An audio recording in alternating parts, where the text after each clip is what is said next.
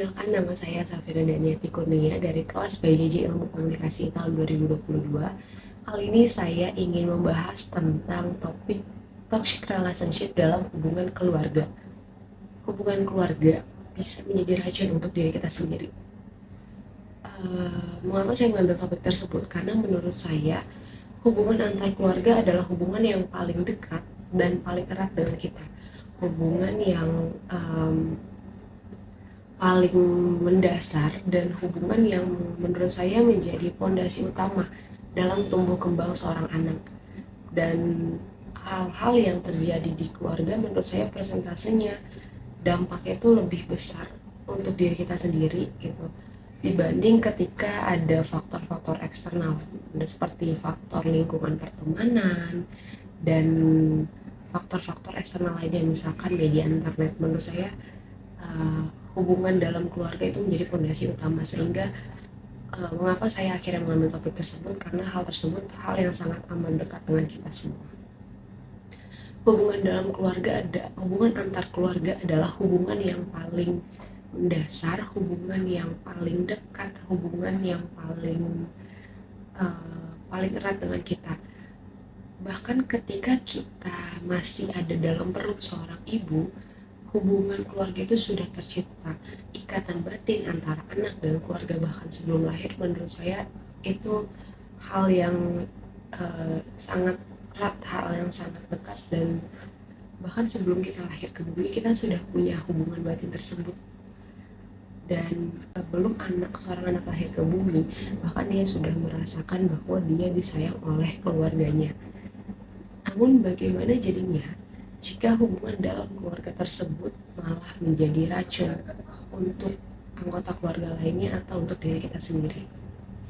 Racun dalam hubungan keluarga yang saya akan ambil contohnya adalah cara berkomunikasi. Cara berkomunikasi kita antar keluarga tanpa kita sadari mungkin menjadi racun untuk anggota keluarga lainnya. Cara berkomunikasi ini yang paling jarang disadari, karena ketika kita berkomunikasi dengan orang yang sudah kita anggap dekat, orang yang sudah kita anggap akrab dengan kita, hubungan yang seerat itu, sedekat itu membuat komunikasi menjadi bias. Bahkan kita menjadi lebih leluasa untuk berkomunikasi, menyampaikan apa yang kita rasakan, menyampaikan apa yang kita inginkan, menyampaikan apa yang kita suka. Itu menjadi lebih leluasa karena kita merasa hubungan kita antar anggota keluarga lainnya itu sedekat itu dan seerat itu. Hubungan antar individu seerat itu, sedekat itu. Sehingga terkadang mungkin tanpa kita sadari, apa yang kita kemukakan, apa yang kita katakan, apa yang kita sampaikan malah menjadi racun untuk anggota keluarga lainnya. Dan hal-hal tersebut yang paling sering terjadi karena di dalam hubungan berkeluarga, dalam hubungan keluarga, karena kita merasa kita sudah seakrab itu, sedekat itu dengan anggota keluarga kita tentunya, dan membuat kita dengan leluasa bisa mengeluarkan kata-kata tanpa kita sadari mungkin menyakiti anggota keluarga lainnya. Contohnya, misalkan hubungan seorang kakak dengan adik. Ketika adik tersebut melakukan kesalahan dan sang kakak marah, mungkin bisa saja kakak tersebut emosional dan mengeluarkan kata-kata yang mungkin sebenarnya maksud dari sang kakak adalah untuk menegur adiknya. Namun sang adik merasa sedih dan kecewa sehingga akhirnya kata-kata tersebut menyakiti dirinya dan menganggap bahwa kakak tersebut tidak sayang kepadanya.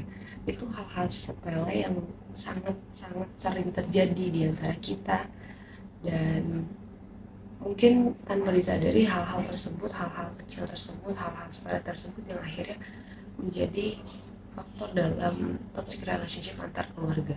Mengambil contoh ketika salah satu anggota keluarga mendapatkan prestasi, mendapatkan sesuatu yang dibanggakan, dan hal tersebut ia ceritakan ke anggota keluarga lainnya, dan di sisi lain ada anggota keluarga lainnya juga yang sedang bersedih karena tidak mencapai goals yang dia inginkan. Misalkan dalam hubungan kakak beradik, ketika seorang adik mendapatkan prestasi yang bagus, dia akan sangat dengan bangganya menyampaikan hal tersebut pada anggota keluarga lainnya tentunya. Merasa bangga atas apa yang kita punya. Itu hal-hal yang naluriah kita semua alami dan ingin kita pamerkan ke semua orang bahwa kita berhasil mencapai goals tertentu. Namun di sisi lain ada anggota keluarga lainnya, kakaknya misalkan, dia tidak bisa mencapai goals tertentu, goals yang dia inginkan. Dan misalkan sang kakak melihat apa yang adiknya capai, apa yang adiknya dapat gitu, dan ketika ia memamerkan ke anggota keluarga lainnya, ada kalanya hal tersebut menyakiti sang kakak. Padahal mungkin maksudnya si adik adalah ya dia hanya membanggakan atas apa yang dia capai, atas proses yang telah dia alami dan dia mencapai tujuan tersebut.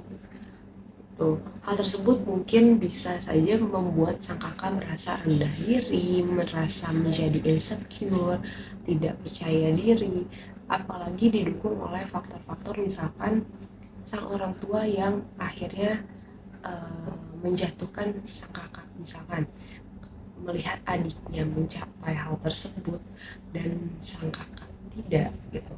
Misalkan keluar kata-kata, keluar kalimat seperti, tuh adik kamu bisa dibanggakan, tuh adik kamu lebih pintar dari kamu, tuh adik kamu aja bisa, masa kamu enggak, tuh kamu kurang belajar sih, kamu kurang rajin, kamu kurang ulet, kamu kurang semangat dalam belajar, sehingga kamu tidak bisa mencapai tujuan tersebut. Menurut saya kalimat-kalimat tersebut yang keluar akhirnya dari mulut orang tua dan dengan kondisi yang situasi keluarga yang seperti itu akan membuat sang kakak bukan termotivasi untuk bisa mencapai lebih, malah dia akan merasa rendah diri, dia akan merasa tidak percaya diri, dia akan merasa tidak menghargai proses yang telah dia capai. Padahal mungkin proses yang telah dia capai, dia juga sudah berusaha dengan keras, proses yang dia capai juga tidak mudah bagi diri dia, walaupun hasilnya tidak sesuai dengan apa yang diharapkan, akhirnya dia tidak menghargai proses yang ada. Ketika misalkan dia gagal, dia tidak menghargai proses tersebut dan dia menganggap ya semua karena diri dia memang kurang berusaha, dia kurang berlatih sehingga dia tidak bisa mencapai goals tersebut gitu. Padahal menurut saya kita harus menghargai segala proses yang terjadi di hidup kita, apapun hasilnya. Menurut saya menghargai proses yang ada itu lebih penting daripada mengharapkan hasil yang ada sesuai dengan proses yang kita inginkan, karena hasil terkadang tidak selalu sesuai proses yang telah kita jalani. Tuh, balik lagi ke hubungan antar kakak dan adik yang tadi, menurut saya hal-hal tersebut bisa menjadi racun bagi anggota keluarga tersendiri, bagi anggota keluarga lainnya, karena hal-hal tersebut yang kita anggap kita utarakan itu untuk memotivasi mereka, akhirnya malah menjadi racun dalam anggota keluarga tersebut gitu. Dan akhirnya itu akan menjadi fondasi utama ketika dia tumbuh dan berkembang, sehingga dia akan sering merasa tidak percaya diri, dia merasa kurang, dia merasa diri dia tidak ada value-nya, tidak ada nilainya, karena lingkungan sekitar dia saja menilai dia seperti itu gitu. Dan hal sepele tersebutlah yang akan menjadi racun dalam hubungan keluarga. Menurut saya tidak ada salahnya merasa bangga untuk hal yang telah kita capai, tetapi ketika ada anggota keluarga lainnya yang gagal dalam mencapai goalsnya, menurut saya anggota keluarga lainnya harus saling support dalam mengurangi terjadinya toxic relationship dalam keluarga menurut saya adalah bagaimana terciptanya hubungan yang suportif dalam keluarga. Hubungan yang suportif adalah hubungan yang saling mendukung antar anggota keluarga lainnya. Bagaimana sang adik yang saling mendukung kakaknya ketika tidak mencapai goals tersebut, dan bagaimana peran orang tua juga dalam menciptakan hubungan tersebut gitu, hubungan keluarga yang suportif. Karena toxic relationship telah terjadi di hubungan keluarga, hubungan yang paling mendasar tersebut, hubungan yang menjadi fondasi utama karakter seseorang, hubungan yang paling melekat dengan kita, paling dekat dengan kita, hubungan yang menjadi dasar bagaimana karakter kita terbentuk, bagaimana sikap kita terbentuk, bagaimana kita menghadapi lingkungan di luar sana adalah fondasi utamanya adalah keluarga. Dan itulah mengapa pentingnya menyadari bahwa toxic relationship dalam keluarga itu ada dan sangat amat mungkin terjadi di hubungan kita, di sekitar kita, atau mungkin di diri kita sendiri. Mengutip dari situs online drtirsahat.com yang terafiliasi dengan Kementerian Kesehatan, ada beberapa dampak ketika kita berada di hubungan toxic relationship dalam hubungan keluarga. Saya akan menyebutkan, yaitu ada memiliki rasa percaya diri yang rendah, menjadi pemalu, prestasi akademik yang buruk karena merasa tidak cukup mampu untuk mencapai angka tersebut, tidak cukup mampu untuk menyelesaikan tugas tersebut, mudah marah dan lebih suka menyendiri, menunjukkan perilaku yang menyakiti diri sendiri. Karena kita merasa kita tidak cukup punya nilai, kita tentu akan menyakiti diri kita sendiri dengan pikiran kita sendiri seperti gue nggak mampu, gue nggak bisa. Menurut saya itu pikiran-pikiran yang akan menyakiti diri kita sendiri. Bahkan mungkin dari pikiran tersebut akan berujung kepada tindakan-tindakan menyakiti diri sendiri dalam bentuk fisik. Kemungkinan menderita depresi, bahkan memiliki pikiran bunuh diri. Setelah kita menjadi tidak percaya diri, tidak menghargai diri kita sendiri, tidak merasa diri kita punya value, kita akan merasa diri kita tidak berguna, kita tidak punya nilai, dan itu semua muncul dalam pikiran kita. Pikiran kita memanifestasi apa yang akan terjadi di diri kita, di lingkungan kita. Dan ketika pikiran-pikiran tersebut terus ada dalam pikiran kita, itu akan memancing kita untuk melakukan sesuatu yang menyakiti diri kita sendiri, bahkan bunuh diri. Dan yang terakhir dampaknya adalah rentan terhadap kecanduan alkohol, obat-obatan. Mengapa? Karena ketika kita tidak menemukan tempat nyaman, tempat aman, yaitu di lingkungan keluarga kita sendiri, kita akan mencari rumah tersebut di luar, di lingkup pertemanan tentunya.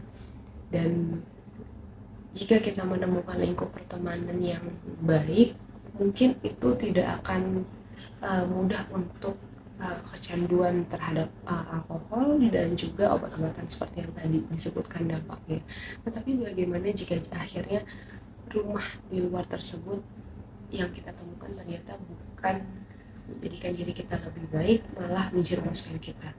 Dampak-dampak tersebutlah yang akan terjadi jika kita tidak menyadari bahwa toxic relationship dalam keluarga itu ada dan sangat mungkin terjadi, atau bahkan mungkin sudah terjadi di lingkungan kita sendiri. Pentingnya menyadari hal tersebut dan untuk diri kita sendiri juga, karena hal tersebut sangat dekat dengan kita dan sangat berpengaruh terhadap tumbuh kembang diri kita. Kita sebagai anak, saya sebagai anak pun menyadari betapa pentingnya hubungan yang suportif dalam keluarga, dan hal tersebut sangat mempengaruhi faktor saya dalam menghadapi lingkungan pertemanan di sekolah dulu, di lingkungan kuliah sekarang, bagaimana saya menghadapi masalah-masalah yang ada ketika saya sedang bekerja, ketika saya sedang dalam tekanan, ketika saya gagal dalam mendapatkan sesuatu yang saya inginkan gitu. punya hubungan keluarga yang suportif sangatlah penting. Ketika kita gagal di luar, kita pulang ke rumah, kita punya rumah yang kita inginkan, rumah tempat paling aman, tempat paling nyaman untuk kita ada di dalamnya, tempat dimana kita tidak dihakimi, tempat dimana kita diterima dengan baik, tempat paling aman untuk kita berlindung. Itulah mengapa menurut saya topik ini sangat harus disadari oleh banyak orang, karena mungkin saja itu terjadi dan sudah terjadi di antara kita. Ketika hal tersebut sudah terjadi, menurut saya baiknya hal tersebut segera diubah, dikomunikasikan dengan baik, atau mungkin tidak bisa diubah bagaimana hubungan antar orang tua kita dengan kita yang sudah menjadi toksik, tapi kita bisa mengkat hubungan toxic relationship itu dimulai dari kita untuk keluarga kita nantinya. Sekian dari saya dan terima kasih.